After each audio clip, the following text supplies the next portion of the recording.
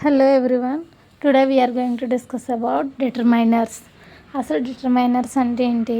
Determiners అనేవి మనం నౌన్కి ముందు యూజ్ చేస్తాము. Determiners are the words that introduce a noun and provide some information about the noun also. Types of determiners ఉన్నాయి మనకి. ఆర్టికల్స్, ఇంట్రోగేటివ్స్.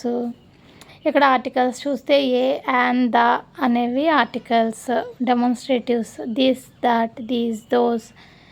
అలా ఇక్కడ చూస్తే ఇక్కడ చాలా ఎగ్జాంపుల్స్ ఉన్నాయి మనకు, టైప్స్ విత్ ఎగ్జాంపుల్స్.